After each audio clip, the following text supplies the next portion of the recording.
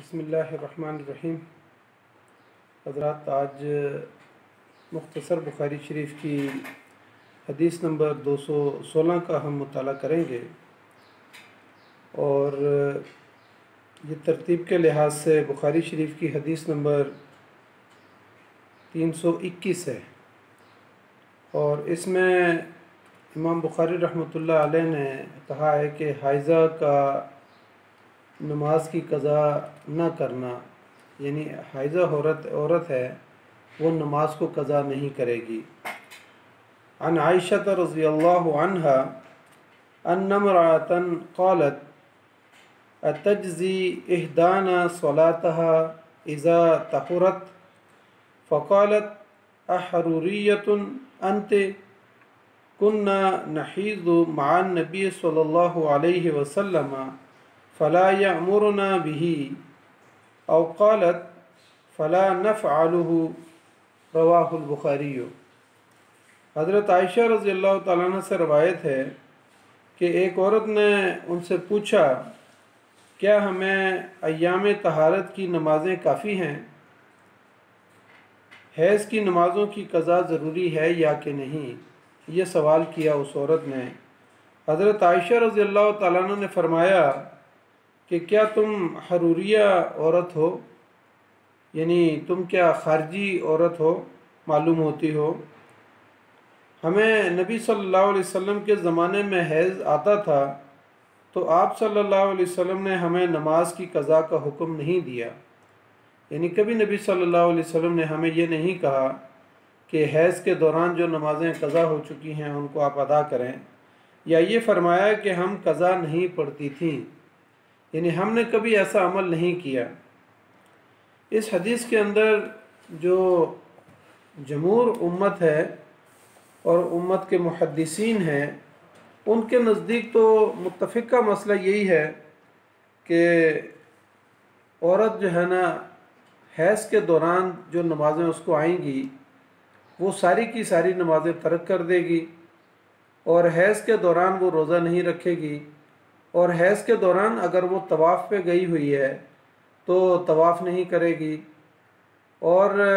اگر حج پہ ہے تو حج کے تمام مناسک ادا کرے گی، لیکن وہ صرف طواف نہیں کرے گی۔ تو یہاں پر یہ تو جمہور امت کا اور محدثین اور فقہا کا یہی مسلک ہے۔ حافظ ابن حجر عسقلانی نے اس پر اجماع امت کو جو ہے وہ نقل کیا ہے کہ اس بات کے اوپر اجماع امت ہے کہ حائضہ نمازوں کو چھوڑ دے گی اور نمازیں نہیں پڑھے گی، البتہ رمضان کے روزے وہ قضا کرے گی۔ امام بخاری نے حضرت جابر رضی اللہ تعالیٰ عنہ اور حضرت سعید خدری رضی اللہ تعالیٰ عنہ کی تعلیقات کا بھی ذکر کیا ہے، کیونکہ حضرت جابر رضی اللہ تعالیٰ عنہ کی حدیث کے الفاظ یہ ہیں کہ حائضہ جو ہے طواف نہیں کرے گی اور نہ ہی نماز پڑھے گی۔ یہ حضرت جابر رضی اللہ تعالیٰ عنہ کی جو حدیث ہے یا تعلیق ہے اس کے الفاظ یہ ہیں، جبکہ ابو سعید خدری رضی اللہ تعالیٰ عنہ کی حدیث کے الفاظ یہ ہیں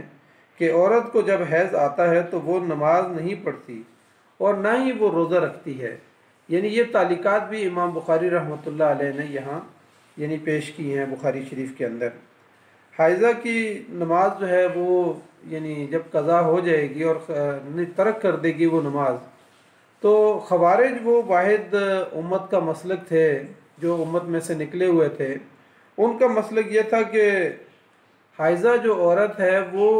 نمازیں ترک نہیں کرے گی، ترک کرے گی، لیکن بعد میں جس وقت وہ پاک ہو جائے گی تو اس کے بعد جو ہے نا وہ نمازوں کی قضا کرے گی۔ جمہور علماء کا مسلک تو ظاہر یہی ہے کہ حائضہ پر نمازوں کی قضا لازم نہیں ہے، لیکن خوارج کا مسلک یہ ہے کہ حائضہ جب پاک ہو جائے گی تو وہ نمازوں کی قضا کرے گی۔ ان کی دلیل یہ ہے کہ چونکہ قرآن مجید کی نص کے اندر حائضہ عورت کو نماز ترک کرنے کا حکم نہیں دیا گیا، تو اس لیے وہ یہ کہتے ہیں کہ ان کے نزدیک، خوارج کے نزدیک، نمازوں کی نبی صلی اللہ علیہ وسلم کی سنت اور احادیث کی کوئی اتنی بڑی اہمیت جو ہے ان کے نزدیک نہیں ہے، اور وہ اس بات کے قائل نہیں ہیں، کیونکہ حضرت عائشہ رضی اللہ تعالیٰ عنہ نے اسی حدیث میں حضرت معاذہ انہوں نے یہ سوال کیا تھا، تو ان کو یہ کہا کہ کیا تم حروریہ ہو، یعنی تم کوئی خارجی عورت ہو؟ تو حضرت عائشہ رضی اللہ تعالیٰ عنہ نے کہا کہ ہم حائضہ ہوتی تھی نبی صلی اللہ علیہ وسلم کے دور میں، لیکن نبی صلی اللہ علیہ وسلم نے ہمیں کبھی جو ہے نا نماز قضا کرنے کے بارے میں نہیں کہا۔ خوارج دراصل احادیث کو اتنی اہمیت نہیں دیتے تھے، اور آج کے دور کے بھی منکرین حدیث کا نظریہ یہی ہے کہ ان کے نزدیک احادیث جو ہے یہ اسفار لہو الحدیث ہیں، اور کہا کہ یہ عجمی لوگوں کی ایک سازش ہے، یعنی وہ احادیث کا جو ہے نا انکار کرتے ہیں، اور اس دور میں خوارج نے انکار کیا احادیث کا اور نبی صلی اللہ علیہ وسلم کی سیرت اور سنت کا، اور آج کے دور میں جو ہے یعنی منکرین حدیث جو ہے نا وہ ان کے عقائد بھی یہی ہیں کہ جو چیز نص کے اندر ہوگی، قرآن کے اندر ہوگی، وہی ہمارے لیے کافی ہے، اور نبی صلی اللہ علیہ وسلم کی احادیث کو چھوڑ دیتے ہیں۔ حضرت عائشہ رضی اللہ تعالیٰ عنہ سے یہ جو سوال کیا گیا، عورت کا نام تو گمنام ہے، لیکن بعض محدثین کا خیال یہ ہے کہ یہ خود حضرت معاذہ بنت عبداللہ عدویہ تھی، عدویہ، اور کہا کہ ان کے بارے میں کہا کہ خود ہی انہوں نے جو ہے یہ راوی بھی ہیں اور خود ہی انہوں نے سوال کیا تھا۔ تو حضرت عائشہ رضی اللہ تعالیٰ عنہ نے کہا کہ کیا آپ حروریہ ہیں، یعنی خارجی عورت ہیں، کیا آپ مجھ سے سوال کر رہی ہیں؟ انہوں نے کہا کہ نہیں، میں سوال تو مسئلہ پوچھنے کے لیے کر رہی ہوں، میرا یعنی خوارج کے ساتھ کوئی تعلق نہیں ہے۔ دراصل ان کی نسبت جو ہے نا وہ یعنی خوارج کے ساتھ، خوارج کے علاقے کے ساتھ انہوں نے حروریہ جو ان کو کہا، تو یہ خوارج کا علاقہ ہے، اس کے بارے میں آتا ہے کہ ان کی نسبت جو ہے نا ان کی طرف کی گئی تھی، یعنی کیونکہ کوفہ کے اندر ایک مقام ہے جس کو ہروا کہتے ہیں، اور یہ مقام جو ہے نا کوفہ کے اندر ایک بستی ہے۔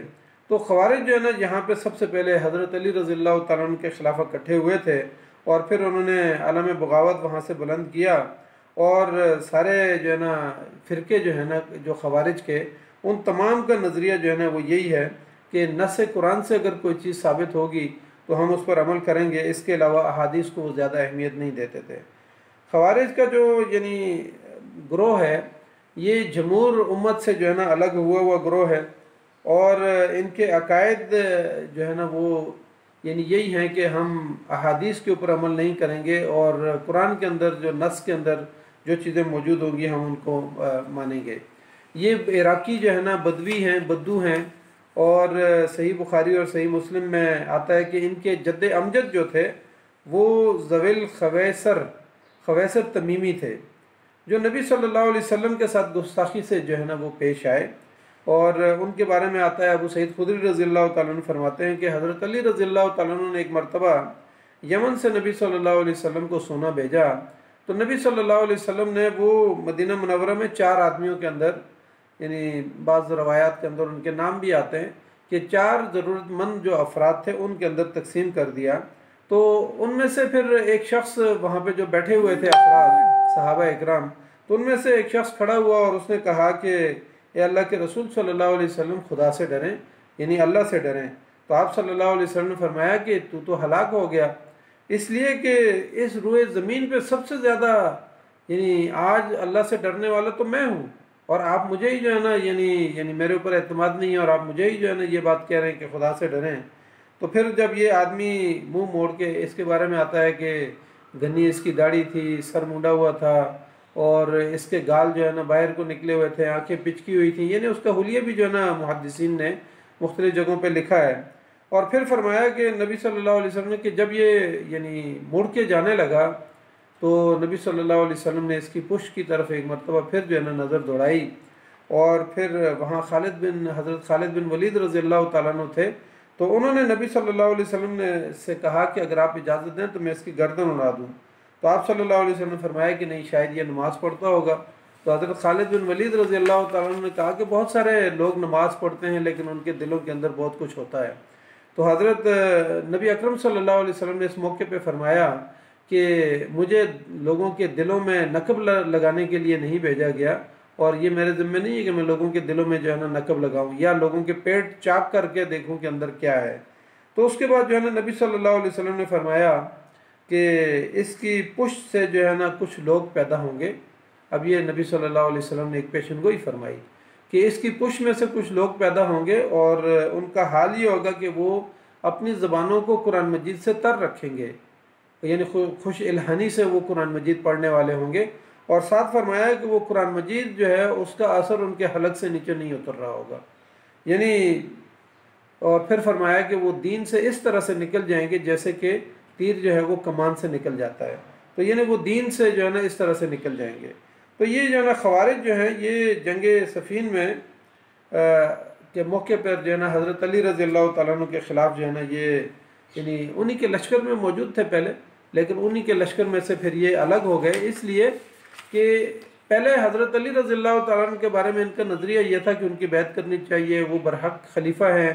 اور حضرت امیر معاویہ رضی اللہ تعالیٰ عنہ جو ان کے خلاف علم بلند کیے ہوئے ہیں، بیعت نہیں کیے، تو وہ ان کو جو ہے نا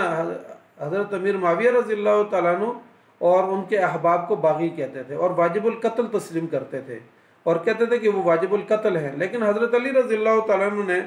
جب درمیان میں صلح کی ایک پیشکش ہوئی اور تجویز آئی اور انہوں نے قبول کر لی، تو اس کے بعد جو ہے یہ کہنے لگے کہ اب حضرت علی رضی اللہ تعالیٰ عنہ کی جو خلافت ہے وہ بھی ناحق ہے، اور حضرت امیر معاویہ رضی اللہ تعالیٰ عنہ اور حضرت علی رضی اللہ تعالیٰ عنہ دونوں واجب القتل ہیں۔ اور پھر وہ جو ہے نا یہ گروہ الگ ہو گیا اور انہوں نے کہا کہ حاکمیت صرف جو ہے وہ اللہ کی ہے اور کسی کو درمیان میں جو ہے نا حاکم نہیں بنایا جا سکتا۔ تو یعنی اس طریقے سے جو ہے نا انہوں نے اپنے یعنی خیالات اور عقائد اور نظریات کو جو ہے نا منظم کیا، اور پھر اس کے بعد جو ہے نا یہ حضرت علی رضی اللہ تعالیٰ عنہ کے ساتھ بھی ان کی ایک جنگ ہوئی، جنگ نہروان جس کو کہتے ہیں، اور اس میں حضرت علی رضی اللہ تعالیٰ عنہ نے ان کو شکست فاش دی، اور بعد میں ایک خارجی جو بدبخت تھا